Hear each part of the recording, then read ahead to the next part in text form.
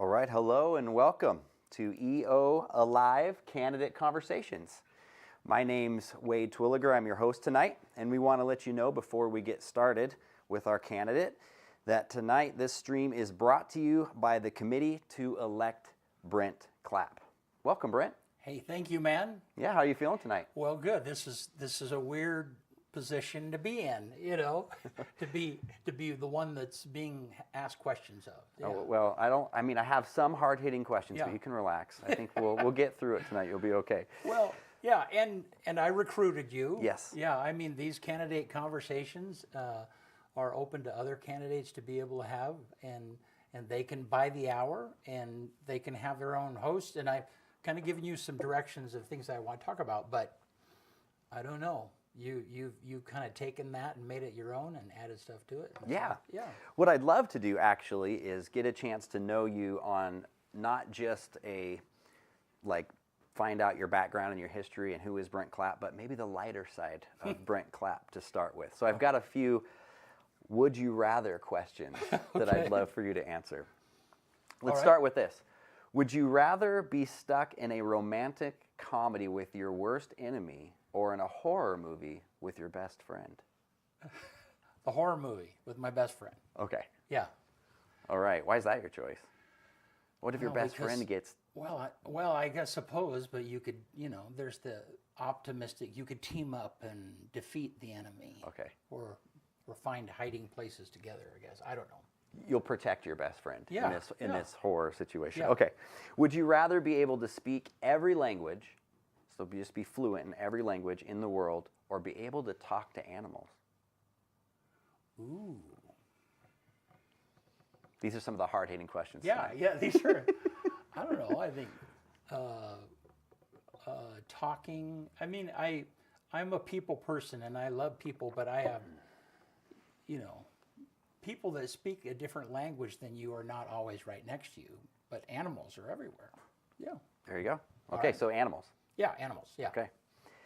Would you rather have a knife when you need a spoon or a spoon when you need a knife? A knife when I need a spoon, or a spoon when I need a knife. So which of them, probably the knife. Really? Yeah, because you can, you can scoop stuff up on a knife. Have you ever tried to scoop peas on a knife? Well, you know how they do that in Australia and other countries, is they literally do this the funniest thing ever. Actually, then they'll use either their knife or the back of their fork, and they'll put potatoes on the back of their fork, and then they'll stick the peas to it. Yeah. See, we're finding out that you're a well-cultured candidate through these questions. Yeah, I don't know. Insight into that. Okay, just a couple more. Would you rather be a baby with the mind of an adult or an adult with the mind of a baby? I probably a baby with the mind of an adult.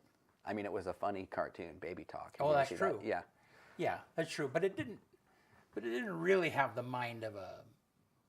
Oh, I see. Yeah, because in that movie it was a baby that had the mind of an adult, right? Yes. Yeah. Yep. Absolutely. Okay. Yeah. All right. Last one. Would you rather meet Bigfoot or an alien? Ooh, yeah. It's funny because Kyle and I have had this conversation on.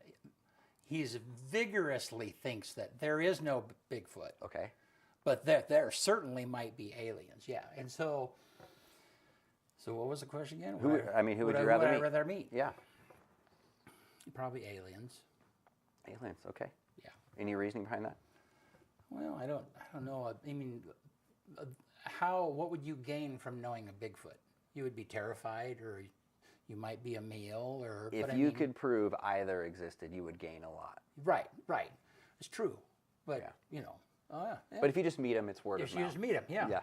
All right. Well, let's get to know some more about who you really are, and not just would you rather. Okay. If I had a chance to go and spend some time with people who've been around you for the last 20 plus years in Eastern Oregon, and ask them, who is Brent Clapp, what do you think your peers or the people that you know well would say about who you are? Wow. Well, I think they would say that I really try and be good and kind and generous. I think they would say that I am a person who's made mistakes, but I know how to recover from mistakes. I know how to apologize. I know how to do everything I can to make things better, you know. I think they would say that I am curious and that I listen, you know. I mean, those are things I really work at. Curious just comes naturally to me. I'm kind of a lifelong learner. And, but, I mean, I really work at listening, and it takes work. And not just listening, but understanding and trying to put myself in the place of that person. So, and you know, I've like worn different hats in my life over the last 27 years that I've been in LeGrand. You know, some of those people know me as a leader. Some of them know me as a singer, of all things. Some of them, you know, they know me from, because I was in theater and have been in theater. Some of them know me as a digital TV station owner, a photographer, you know. So are you ready to sing for us tonight? If I No, asked you to? that's No? not. That's not. You don't want to show those skills off right now? No, but I mean, I guess I mean, I don't know. I think they'd say that, yeah, like, the people that do know me and know the leadership part of me, they would say that, yeah, I'm a leader. Great. Yeah. As we continue to ask some of these questions, I also want to let you know that you can submit questions to Brent or comments on the EOA Facebook stream. We would ask that all questions be relevant to Union County and the county commissioner position, and also a reminder that the county commissioner position is a non-partisan race. So if you'd like to submit those questions, we would love to hear from you tonight. Okay, so of those things that the peers would say about you, what might be the biggest misconception that they would say?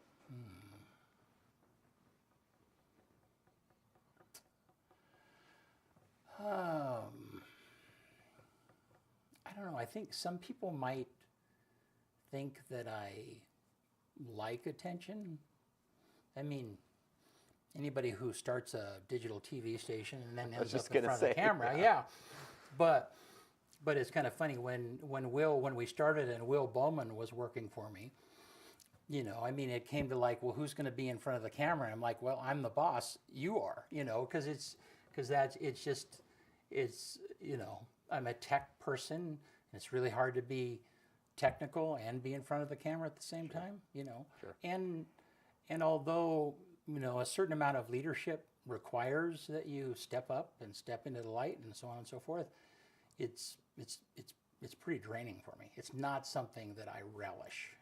Now there are moments where it's like, where I know that this is a kind of a sacred moment, and you know, but they probably wouldn't know that actually there are times that I'm very thin-skinned. I'm a fairly sensitive person. You can't be a good listener and be intuitive and not be sensitive at the same time. And so there are times that, you know, people will just say something that is insensitive, and I'll be like, it kind of hurts. First I'm mad, but underneath I'm hurt. You know? Okay. Yeah. Well, maybe that leads well into this next question then, because part of being a leader and being a little bit in the limelight, someone who's stepping up into this commissioner position, means you're going to have some tough skin. Right. So what have you done, and maybe it's two questions. Why do you want to be the county commissioner, first of all? And what about your life experiences and just where you are now has prepared you for that position? And speaking of being able to now, maybe knowing that you've had some sensitivity or that those things can hurt, prepare yourself to step up into this position and lead when you need to lead and not let it affect you too much and move on. Well, I heard someone say that was super powerful, and they were talking about being afraid of a task, you know, being afraid of something. And it finally came to the point to where they realized that what they needed to do was greater than their fear. And I think everybody faces that at some time or another. It's like, yeah, my nature is to withdraw. My nature is to not step out, not take the risk. But what it is that I'm doing is more important it's worth the risk. I mean, you leverage that inside of you. So I grew up around I have really had great role models, great leaders that have, they weren't necessarily traditional leaders, but they were servant leaders. And a lot of times when I was working for them, they just took me along. They just took me to meetings. And I felt like the little kid at the big kids table. But through that, I saw how other leaders modeled leadership. I saw what they did. And there are times that, the moment when they stood up for something that nobody else did, or with leadership, you have to know when to shut up, And I mean, like if you're at a board meeting, and I mean, I'm the president of LeGrand Rotary, and I'm leading a group of leaders. I mean, these people are business owners. Many of them make way more money than what I do. I mean, they're just very successful at what they do. And they're intelligent and they're smart. And it would be absurd of me to state something that they had already stated. I mean, and so then part of leadership is knowing when you have something to say and when just to get out of the way and let other people to do it. So, I was a youth pastor for 5 years in Seattle, 6 years in Seattle. Then moved here, was a senior pastor for 8 years. Learned how to run a board.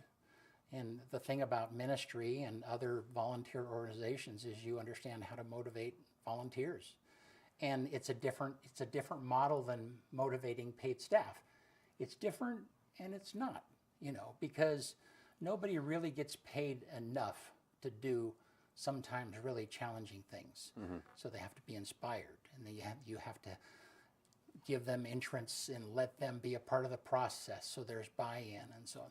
But those experiences, and so then again, I was a part of Chamber of Commerce, was part of that board for 3 or 4 years, and again, super bright people.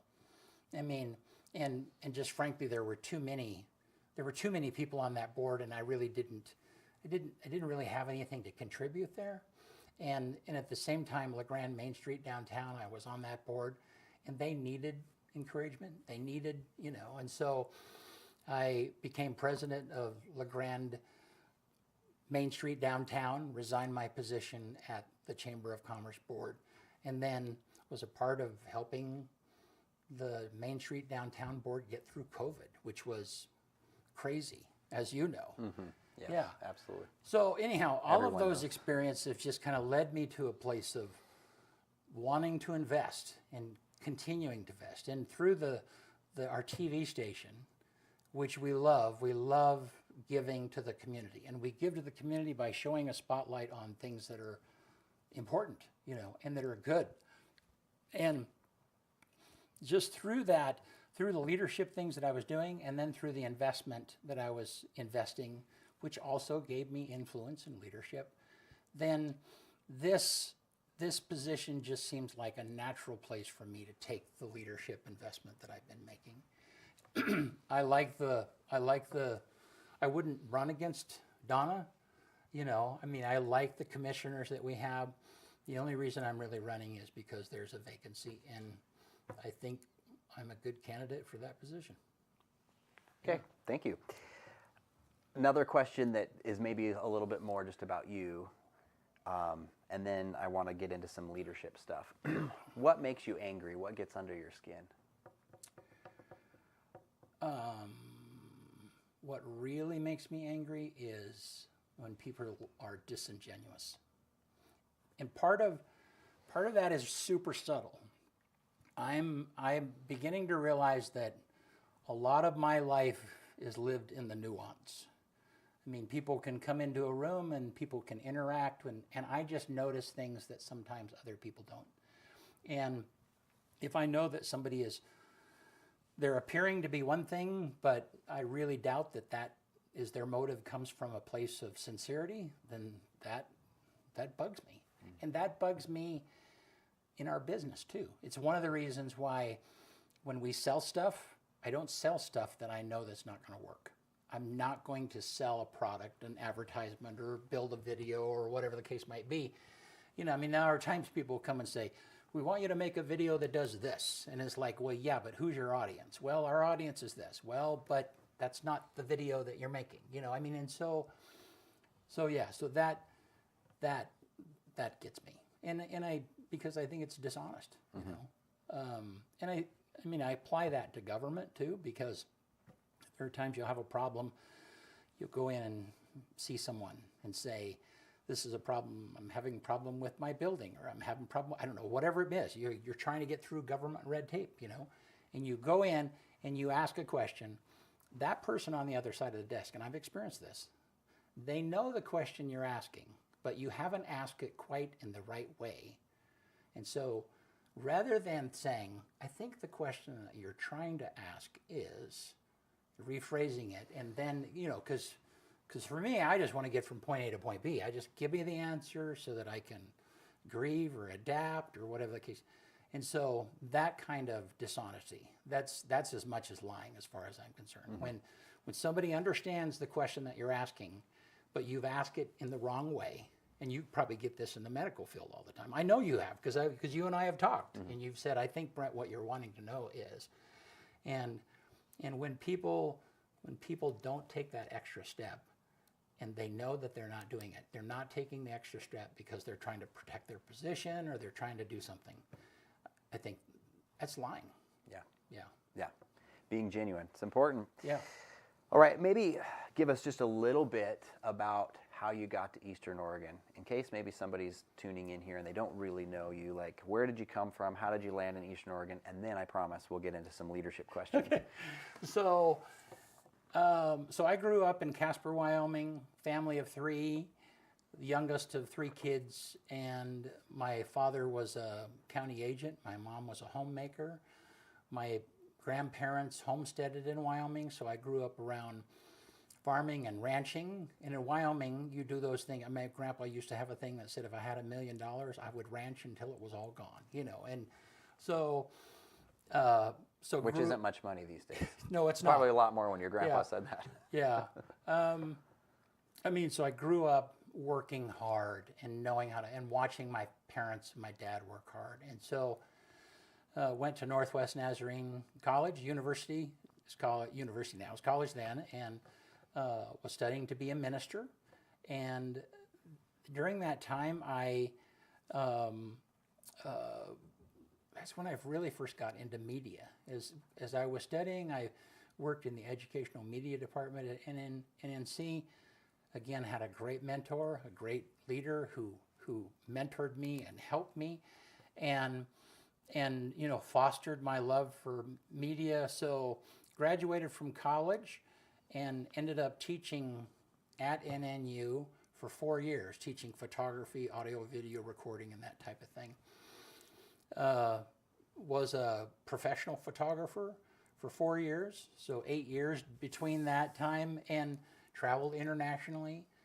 Loved that. And then I became a youth pastor in Seattle, Washington. And, you know, I love the city. It was weird, but what I do, I love people. That's the deal. And I loved youth.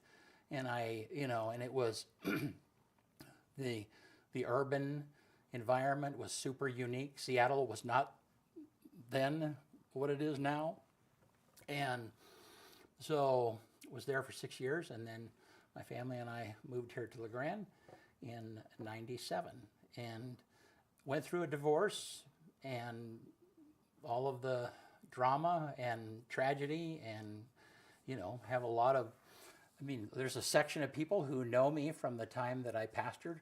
There's probably more people now that don't even know about that part of it, you know. Tanya and I got married in 2007, and at that time I didn't even own a camera. Worked as a warehouse manager for a while, got laid off during the economic downturn. We got a loan and started Brent Clapp Productions at that time. And so, yeah, so that's kind of how we got here. Yeah, so it's been super interesting. I was so far out of technology, and now it's like every day, you know. So. All right. Yeah. Well, actually, it's probably about time for us to take a break. Okay. And then, as I've been promising. We'll get into some leadership questions and some issues that are going on for Eastern Oregon. Also want to remind you before we do take a quick break that you can bring your questions to EOU Facebook on the stream, and we will be able to bring in some questions from the crowd. So yeah, let's take a break. My name is Eric Valentine. I've known Brent Clapp since the 1990s, and I'm supporting him in this race for county commissioner in the May primary. He's always been very active, very devoted to this community. He was one of the first people to get into videography, filming various concerts, weddings, school events to help individual families preserve memories of very significant events. From there, he expanded into filling a niche that was vitally needed in this community, namely Eastern Oregon Alive. Through this business, I think he's gotten to know this community very well. It has given him very good ideas about what the community needs, the kind of information that a county commissioner can well use in a tenure during the next 4 years. Brent is one of those very trustworthy fellows who, when he makes a commitment to a job, to a volunteer role, he gets the job done. He's self-motivated, and he has the ability to motivate other individuals to come alongside him to complete the project.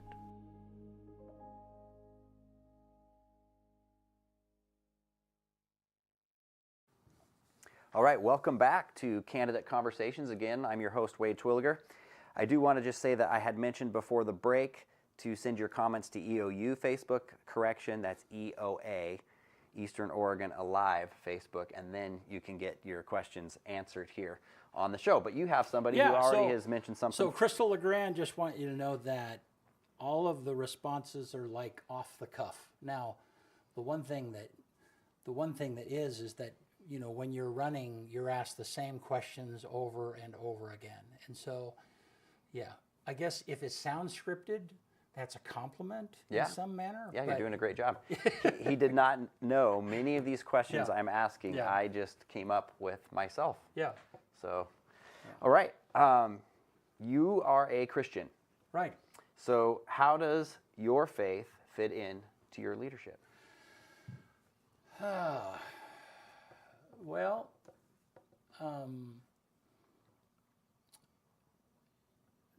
I would say that it has come, I mean, it's like that is, it's such a, and I told you to ask that question. That is one that you because it's something I want to talk about, you know, because, it's so vast, and I've thought about, you know, if you did choose that, it's so, but I think that the way that it comes down to the daily nuts and bolts of my life, there are some believers that, and I don't mind them. I mean, they're good friends, but, and every other, and there's not even a but. It's just how they are. They wear their Christianity on them, and I'm totally good for that. I mean, I understand that. I used to say there are some people I call way Jesus that like pray for a parking spot. I'm certainly not that. You know, I'm one of those believers that I will push everything as far as I mean, I personally feel like it's not my job to ask God to rescue me. I'm going to push it as far as I possibly can to do everything that I can and just pray that God makes up the gap. Now, how does that make up in my own life? Makes up in my own life that, number one, as I understand, I'm super frail. I'm imperfect. I have failed miserably at times. But a call to Christ means that you got to do everything to make that right. You have to apologize. You have to work at it. And you know, when I left the pastorate, it would have been much easier for Tanya and I to have started over in another town someplace. But I was determined that I was going to be a part of healing right here in LeGrand. And so that required a lot of hard work on my part. So that means that I'm not very judgmental of people. because I'm pretty tolerant of wherever people are in their life. And when I run across believers who are judgmental or they're impatient or they're critical or whatever, my response is they just have not run into God's grace yet. And unfortunately, sometimes the way you run into God's grace is like failing miserably, you know, and then it's that point that you realize, man, I have to have God to get redeemed in some manner, to find some place. So there's a lot of people that I run into that they might not even know that I'm a believer, because I really believe that good thinking, good decisions, things that are fair, there's a whole bunch of things that you could say a believer believes in. Well, a lot of those things people have in common. A lot of those things are just in common with people who are good people, you know. And so I think that the decisions that I make in the business, I mean, it doesn't, you know, whether I'm a believer or not, I'm still going to be honest. I'm still going to not overcharge people. I'm still going to not take advantage of people. I'm going to go to a huge amount of effort to correct a story if it's wrong. And all of those things apply in my leadership wherever it might be. So anyhow, I don't know if that covers it or not. Yeah, I think it answers that. One of the things that I think is an interesting question to follow that up with. Yeah. And you kind of touched on it, but you mentioned earlier that it's real. What makes you angry, what gets you upset, is when someone is not genuine. Right. When they're not who they really are. Right. So that's maybe my next question: is how do you balance that? How do I reconcile that? Yeah, how do you reconcile that with you want to make sure that you're not hiding who you are, so people aren't like, oh, okay, all behind the scenes you were trying to sneak in this or proselytize or whatever it might be, or you didn't really come out as showing that you're a Christian. So how do you balance that? You want to be who you are, you want to be genuine, but at the same time, I get what you're saying. You're not trying to push something on others necessarily. Well, I mean, I get irritated. I mean, I'm,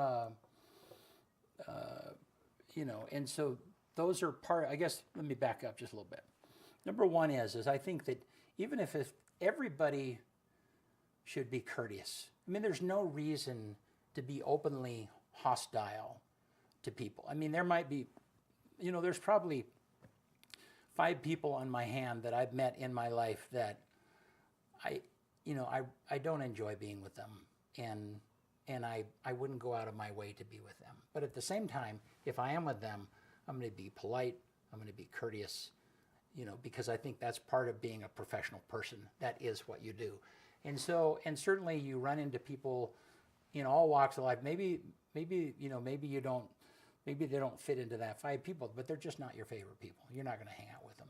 But you still being courteous and kind. See, I think I haven't talked about that, but I think it's a huge thing. And I mean, going back to the believer thing, it drives me crazy when somebody wears their Christianity and they're unkind. I mean, that is like, you have to excuse me for just a minute, but at some point I'd like to have a bumper sticker that says, you can't call yourself a Christian and be an asshole, because you can't. And I mean, but on the same hand, some people would say, some people have proven that they can. Well, yeah, right. Well, if I go too far down that road, then I'm judging the other direction too, But the answer is that, there are times that there's a lot of self-talk. There's a time that it's like, I've got to bolster myself up. I mean, I had an incident today where it's like, I as a candidate, I knew I needed to go someplace that I didn't love going, but part of it was like, not necessarily because I wasn't going there. I mean, I was going there because of a candidate, but I went there because that's what good people do. Good people step over stuff that's uncomfortable, and leaders have to do that all the time. You have to look past whatever this thing that might be irritating you and find some common ground and push things ahead. Yeah. Excellent. Well, leadership. Okay. Talk about leaders doing that. You mentioned earlier with some leaders who have been effective in your past that they were servant leaders. Yeah. And there's different leadership models. So why don't you talk to us about your leadership style, your leadership model, and how that is effective in this commissioner position if you were to be elected? Well, and I'm still trying to get my head around how those three commissioners work together and how important leadership is. And I frankly, I don't know yet because the three of them pass action together as a committee, essentially, So, but I mean, I think that, the people that work for me, my employees that have worked for me, and over a long period of time, they like the ownership that I give them. And so it doesn't matter if it's a volunteer or somebody that you pay, they're doing something because they're getting something out of it. Now, let's say that you're paying them as an employee. Well, in our business, I can't pay a videographer. Bennett could probably walk out of here and go in anywhere else in an urban area and make twice as much as what he's making here.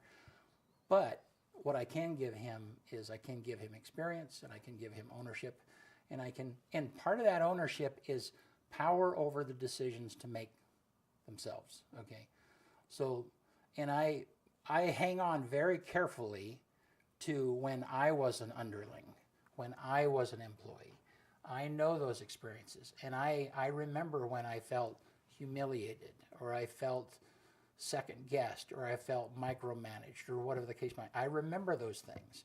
And so then everything in my head is, I don't want them to feel that. At the same time, there are some times that it's like, you have to say, look, you got to hit the box. You got to check the boxes. Now and with our video projects, there's all of these guys are artists that are working for. I don't know that I would call myself an artist, but an artist they just have a different kind of a mentality.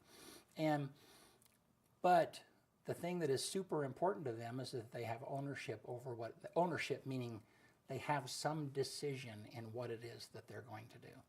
So then my thing is to say, everything that we do, every decision that they make really needs to be intentional. And so if they choose a font or they choose something they're going to do, then it needs to be intentional. They need to be able to defend that. The same hand, if they come up against me and say, hey, this is why I did it, then well, you're the one that's been working on it, so you get to make the decision. So that's one of my philosophies, is that the people that are really doing the work should be as close to the decision as possible, because that's what's inspirational to them. That is how it is that they work. Mm-hmm. Yeah, that's what inspired me as an employee, and so I think that's what inspires them too. Yeah. An important part of leadership is making sure that the grassroots is getting the information to you so you know what really needs to get done. Right. All right, let's talk a little bit more about some specific issues for Eastern Oregon. What improvements do you think need to be made in Union County? Well, every candidate is supposed to come up, what are your three things, and again, that was a little daunting for me because I get a little annoyed by candidates just pulling three things out of the air that is not impossible, that's impossible to get done. So, but we have, the thing I realize and that I know is that over the last several years, we've had younger couples that are moving into the area, younger families that are moving into the area because they can work remotely. They're moving here, and maybe they're professionals, maybe they're providers at the hospital or whatever the case might be. They're moving in, and one of the big selling points is they love Mira, they love skiing, they love all of the access to that's happening right out there. But there are some what I call choke points. One of those choke points is that we still don't have air travel, commercial air travel in and out of the airport. So let's say somebody moves here and they're working remotely, great place to live. They still got to get in and out of here from time to time. without having to drive 2 hours to get to a major airport. So I think we've gotten by for a long time with that, but I think that's a really important thing. And along with that, there's a lot of people that talk about shopping local. Well, did you know that shopping local means also using our local hospital? Do you mean that shopping local means considering sending your kids to Eastern Oregon University? I mean, those are decisions that, I know that that's personal for some people, but that kind of, our biggest employers have to continue to be supporters. The hospital, almost 800 people now are employed, and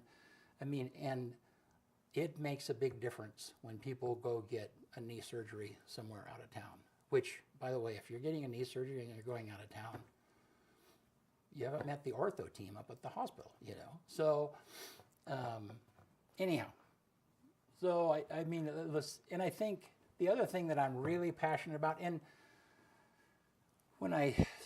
these aren't broken. These aren't things that are broken. These are things that we just have to continue to tune.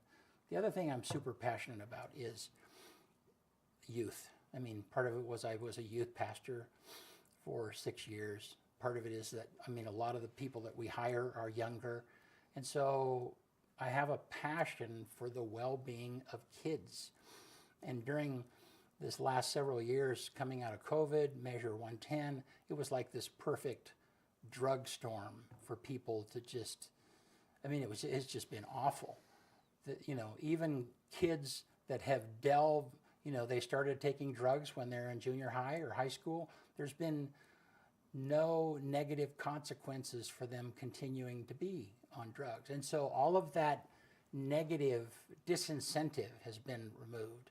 So, that's a little broad of a statement. But I think that what has come about is that we really need to have anti-drug education younger in public schools. In kids that are in 4th and 5th, 6th grade, by the time that anti-drug education hits them in middle school, the kids that are going to make poor decisions, they've already started making them.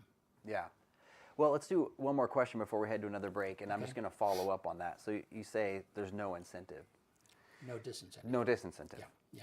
So what is the incentive to get, because it's not just drugs.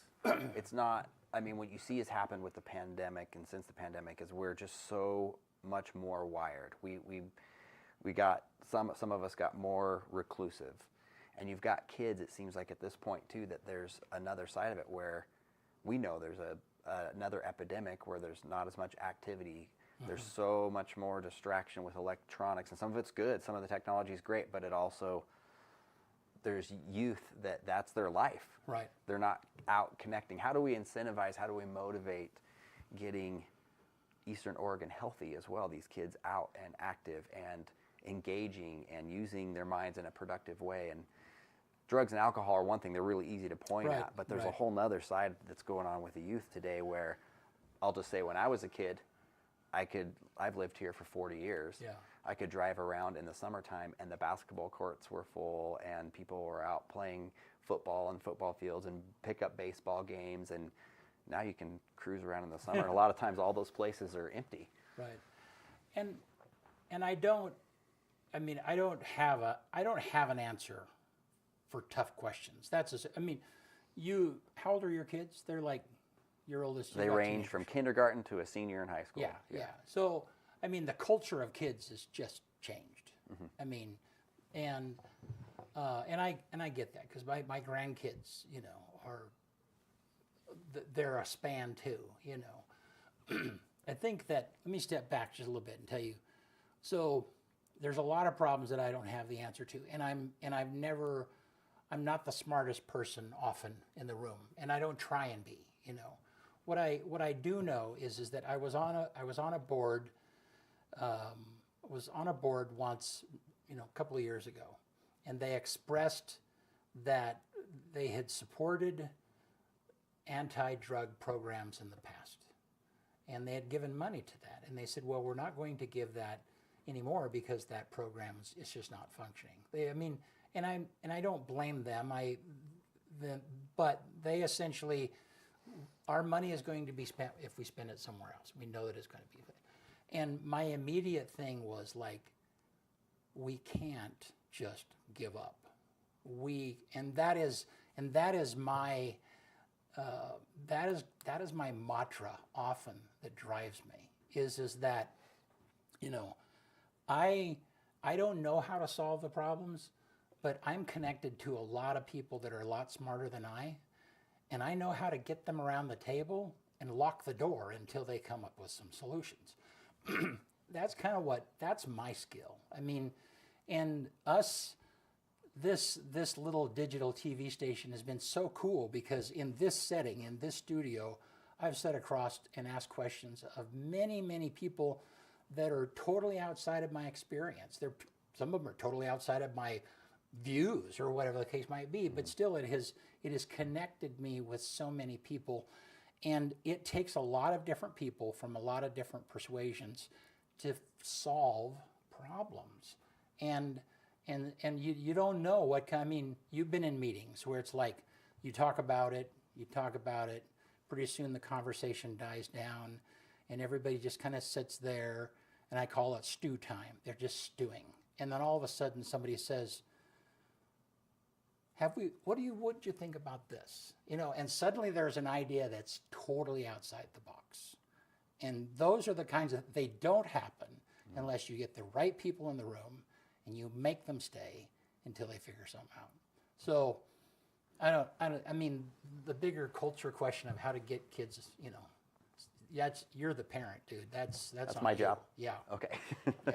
Well, good insight into how you think there. We appreciate that. Getting to know Brent Clapp a little better and find out what he thinks are priorities for Eastern Oregon as we continue. But we're going to go to break. I want to let you know again that you can send your questions or comments to EOA Live Facebook or EOA Facebook, and we will get those questions answered. But let's go to break, and we'll be back in just a moment.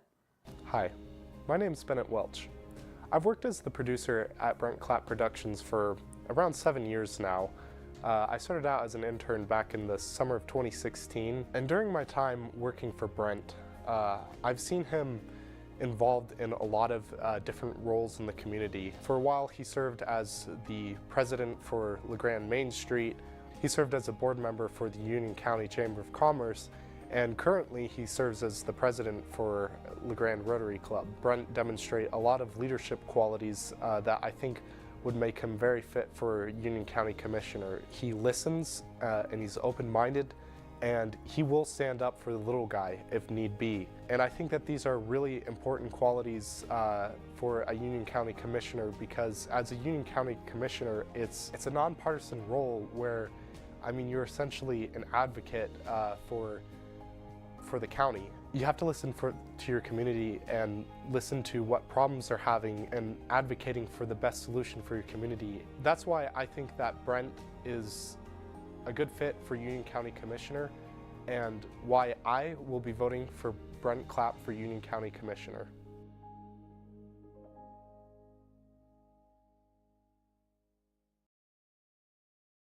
My name is Linda Gleason, and I am a retired pharmacist in LeGrand, and my husband and I have lived in LeGrand for 45 years.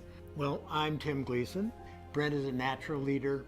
He's exuberant, he's a hard worker, and he's touched so many parts of the valley, so many components of our community. Brent is an extremely intelligent, capable, talented man.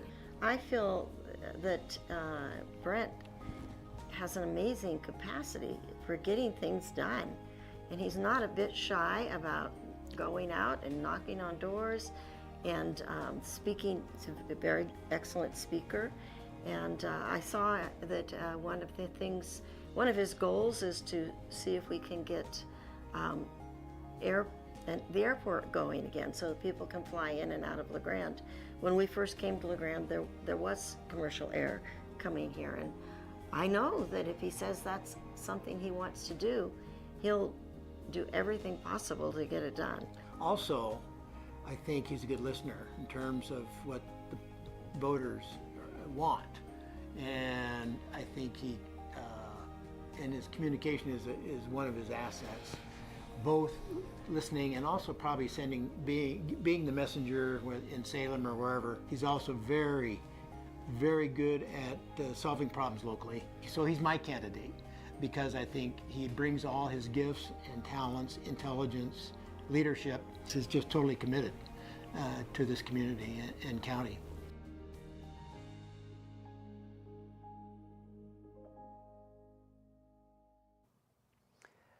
All right, welcome back to EO Alive Candidate Conversations. I'm your host, Wade Twilliger. We've got Brent Clapp here. Just to remind you that this stream is brought to you by the committee to elect Brent Clapp. I have a couple more questions around basically some Eastern Oregon questions, and then we want to get into some vision questions for you, okay? One of the things I want to talk about, though, is in the last election cycle, you had a video that streamed live here that you chose to pull down personally. You want to comment on that? Well, I mean, I think I did about a 10-minute video on that at the time and explained why it was and the circumstances for people who might not know. There was a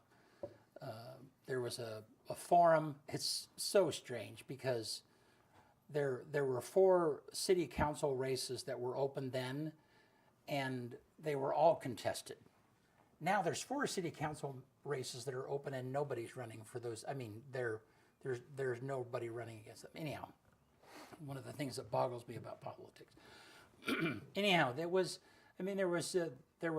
I got a call late, that, hey, there's a forum tonight.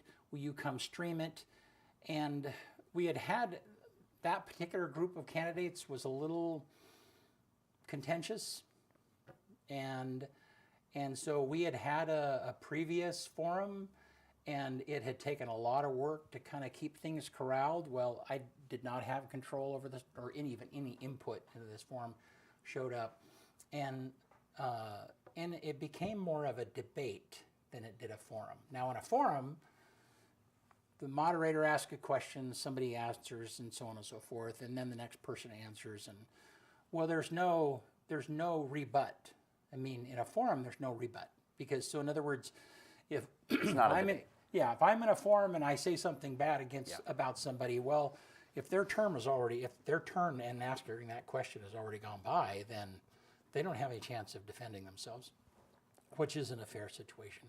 And I went home and just felt like it wasn't fair.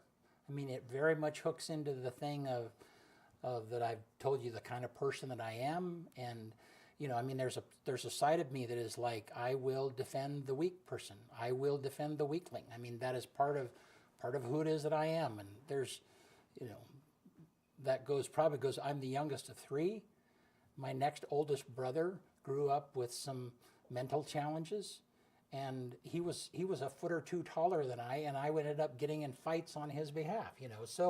So there's a very deep-seated thing in me to where, and I described it at the time. It was like I was on the playground and I was watching somebody get the crap beat out of them, and I'm not just going to stand by and do that. The bottom line is that it just went against who it was that EO Alive TV is, and so anyhow, it was an interesting situation. So. Well, thank you. On your website, you list some local businesses and organizations that you've donated to over the last several years with either cash or comping product services. What are some of these that you are most proud of about sponsoring? Well, we have been that I'm a big supporter of youth and Youth for Christ, and what it is that they do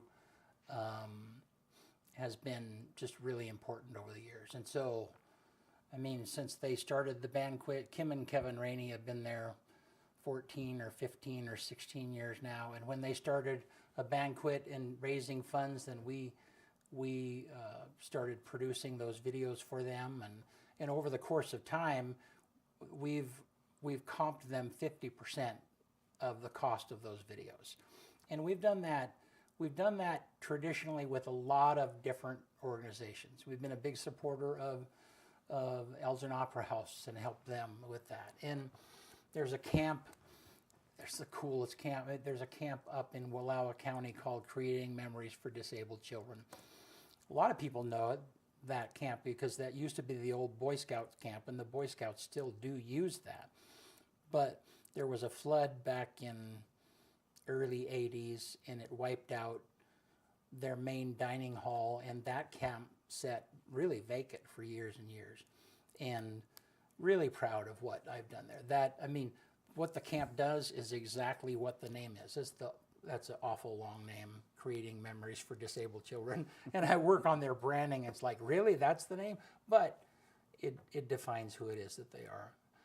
But I think that a lot of what I love doing, I guess the other thing is this last year, we've invested quite a sum of money, I don't know, maybe $10,000 in a project that is suicide awareness.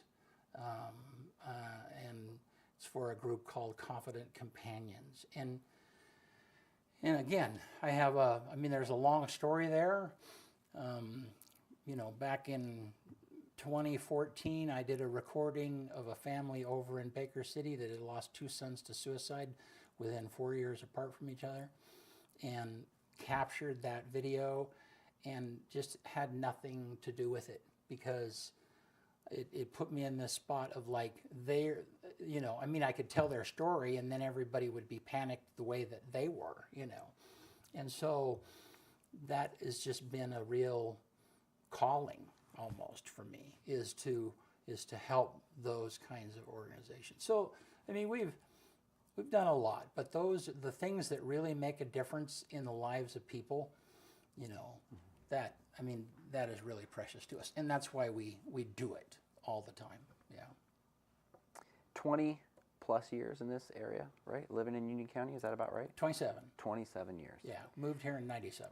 So 27 years in Union County, and knowing these organizations, being here, investing in them, it gives you some perspective on some history, current issues, and also some vision, I would imagine, for the future. So what is your vision for Union County? Well, I think my first vision is to have a vision. Depends on what kind of vision you're looking for. We can use some of the drugs we talked about earlier could give you some visions. No, I think that part of, I don't know how much. I know that I've spent quite a bit of time talking and trying to get prepared for this role. I've been to every commissioner meeting since we started. I've met with a bunch of different people and so on and so forth, trying to get my head around. And like I said, I'm really supportive of the county commissioners that we have. I do know that I haven't heard of a vision that is like, in other words, the dreams that I see are the airport guy, who I met with. He has a vision for his area. The sheriff department, Cody, has a vision for his particular area, whatever it might be. I don't know that there's somebody and Paul and you guys, I'm really sorry if I'm, stepping out, but I haven't heard of a vision. I think that part of what, and by that I mean, where does the county where do they want the people, where do they want the county to be 10 years from now? Where do they want the airport to be 10 years from now? Where do they want Mirror to be 10 years from now? Now, I'm sure those plans exist, but they're not being talked about. And part of pushing things forward is not only planning them, but communicating them. You look at the Pendleton Airport. Somebody 30 years ago said, this would be a great place to have a UAS, unmanned aircraft systems test site. Somebody said that. It's like, who would have ever thought that it would be in Pendleton, Oregon? But they started talking about it, and they pushed it, and they listed the things off of this is what it's going to take for us to get there. They had buy-in. They looked for grant money. I mean, all of that kind of thing has to happen. So I don't know that I have I kind of come back to that we can't do nothing thing. That's the thing I know. Yeah. Is that I'm not happy with the status quo, because in the long run it doesn't do us any good. I mean, our population has been about the same population that it has been for the last 20, 30 years. I mean, I think there probably were 13,000 people in La Grande when you were a kid here. Yeah. So Absolutely, yep. now the good side of that is that, you know, people they've died and other people have been born. I mean, it's maintained. And in this day and age, that is something, you know. But, you know, one little wrong move. I mean, if for something happened to EOU, something happened to a major employer, I mean, it would devastate the community. And so I mean, we just have to keep pushing and looking ahead, and not only that, but talking about that vision, whatever that is. Yeah. Well, I appreciate the empowering others in their positions and finding out what their vision is, because they've been, like you said earlier, doing the work. They've been doing the job. They have the visions for their area of work. Well, we've just got a few minutes left. Okay. So maybe I'll finish like this. What question haven't I asked you that you wish I would have asked you because you're just burning to get it out? I don't know. I don't know that I have. I mean, we've. I don't have one. I mean, I don't know. What do you? I mean, is there anything that's occurred to you that's like, oh, that's interesting? Well, it's all very interesting, but what I would say is, with just a few minutes left, what I would love to hear from you is what makes you the best candidate for this position. I mean, what separates you from the field? The field is pretty large at this point. What's going to cause somebody to say, yeah, this is why I should vote for Brent Clapp? Well, and that is super. I mean, I told you before we were on the air that that is not the spot where I like to be. You know, I mean, my nature is that, like I said, if I walk into a room full of leaders and they're functioning, then I'm not going to try and be the biggest Alpha. The alpha. Yeah, I don't. There's nothing that I don't have that desire to always be in charge.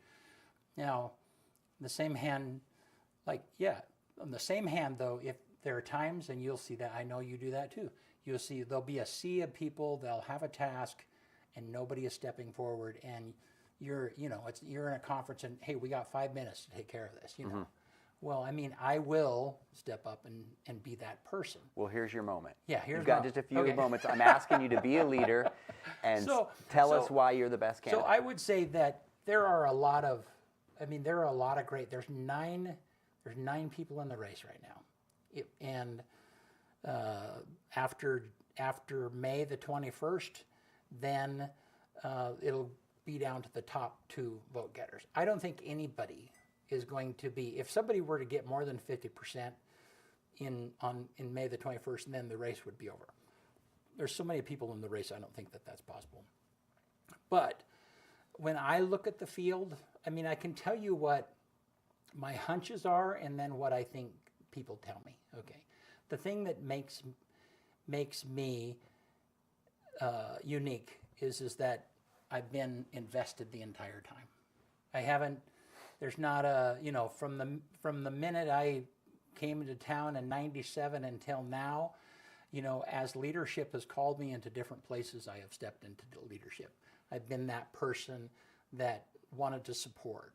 How can I be better? You know, I mean, there are times that I show up, and this is part of what a leader does. You show up at something, even though you're totally irrelevant at a particular moment, but you're there because you're supportive. And so, and I do that. And we've done that, and then the TV position has not only have I invested leadership, but we've invested our money, and that money. I mean, I won't go into the finances of it all, but my staff gets paid, and we function, you know. But the payment that I personally get is that I get to make a difference in the lives of Eastern Oregonians. And I see that. People say, we love the coverage you do. I mean, it's the sports football, it's the game, and all those things we try and help that they're going to pay for themselves. But like, I mean, the Union County Commissioner Forum and the past commissioner forums that we've done, we don't get a dime for all of that, you know, but that's about an expense of probably $1,000 at least for us to pay the employees and go out there and put it on the network and so on and so forth. Yeah. So I mean, so the personal leadership record has been continual. I'm not, you know, there are some people that I feel like are kind of parachuting into the race, for lack of a better term, and they're catching up. They're trying to catch up, like, okay, what's going on in Union County? Well, I don't have to do that. And that we've given, and I think that in the right moment, I'm not afraid. I guess that's the third part, is I'm not afraid to say, you know, there might be a better way. Can we be more out there about what it is that we need to do? I'm a fierce, I mean, one thing that people may or may not know is that I am doggedly determined. So, meaning that when it comes to getting answers, I don't like people being disingenuous, you know. And so I will ask them until I get to the bottom, I get a really square answer. And so that makes me, you know, and if I'm doing that on behalf of the county, or if I'm doing that on the behalf, and you saw that part of me, I did that on behalf of loved ones that were in the hospital during COVID. I mean, that's part of what it is, that if I'm doing that on behalf of someone else, I'm going to do it. Now, and so my thing is, don't tell me no, just tell me how. Just tell me how we need to get, you know, so some of these issues is like, I'm not going to take a no. You know, somebody said, we can't build an airport, that's not possible. It's like, that's just the first step, you know, tell me how. Tell me the steps how. Okay. So I think all of that makes me unique. There's, again, a lot of good people out there, and if I wasn't running, I would worry, I mean, I would have to think about who I would vote for. But I don't think any of them possess those skills. I think the other thing is this. We were going to quit, and then I went. The other thing is that there isn't any of them that have relationships across the spectrum of parties. None of them, you know. And I think that a commissioner, it's really, I mean, if they're going to get something done, they really have to have built relationships with a number of people. You haven't angered them. They don't think that you're a bully. They don't, I mean, they know that you're kind. And so when you're asking things of them, you know that you're asking them on behalf of a good motive. And I think that that's a place where I kind of come from. So. Okay. Well, don't tell me no. Tell me how. We have a question. Yeah. And I know we're running a little bit late, all but right. is it okay if we? Absolutely. Okay. So Alex McCadded has this question. I hope I said your last name right. What's your opinion on passenger rail service from Union County to Pendleton, where commercial air travel is already available? Want me to read that again? No. You got it? No, and that, I don't know, my hunch is that the railroad is like a beast. I mean, I guess if I'm going to, I mean, what I mean is that convincing the railroad of anything is like an act of Congress. It really is. I think it's an easier lift. I mean, and I've had several people say, man, would love to have Amtrak come through, back through. And I would too. That would be awesome. And there's a revival of Amtrak right Yeah. now. I mean, it's spreading. Well, and that would be, you know, I can say that if Amtrak comes through, it's going to come through on its own. I mean, there's going to be somebody that says we need to revive the Amtrak between Tri-Cities and Boise, and that just happens. I don't think, but that saying, I haven't looked into that very much, but I do know that the railroad is very difficult to convince to do things. You know, oftentimes the only the only way that you'll get to them is by you start with your senator or your representative, and it comes down. But I think that the airport will not happen without a concerted effort to say, we need this in Union County. And it's not just Union County. It's this that we could serve Wallowa County also. I mean, there's Pendleton serves Pendleton, and that's, I mean, and they do some things really successfully. But I think that we have a bigger population. I think there's more of a need here in Union and Wallowa County than what there is in Pendleton. Yeah, from Pendleton, I mean, you're not that far from Tri-Cities, or at least you're a little closer, but here Right. you're definitely more isolated. No, Yeah. but I've heard that question enough that I'll have to look into it. I don't know. Okay. Yeah. But All thanks, right. Alex. Yeah, thank you, Alex, for the question. Well, we are at, past 7 o'clock now. Okay. So we got through those questions. Thank you so much for answering and letting me just, it was fun being able to ask you some questions Yeah. you weren't prepared for. Was there anything else that you're like hanging out there? I don't have any I mean, you've known burning me a long questions. time. I gave I you. knew you as a teenager. Yeah. Yeah. Yeah. No, you answered the questions that were burning questions for me. Yeah. So unless you have something else that you'd like to add before we close. No, I just want people to know that I want to hear from you. I mean, I can't know what the issues of people really are without hearing from them. And so, they can go to our website, which is brentforunioncounty.com, and they can, there's a place where they can submit questions. And one of the things that on the back of my business card that I hand out says, what are your top 3 concerns for Union County? I want to know that. I think that listening is the very least that a leader can do. I can't always fix a problem. Maybe it's out of my control, or maybe it's at the state level or whatever. But I can commiserate, I can understand, I can listen. And sometimes that in and of itself will make a huge difference in people's lives, because they know they're like, well, yeah, we're kind of stuck where it is that we are, but at least he heard me. Yeah. Yeah. So. Well, my only regret is that I didn't get you to show your beautiful singing voice to everybody. Yeah. That would have Another been time, wonderful. you and I can sing a duet. Yeah, that'd be Yeah. great.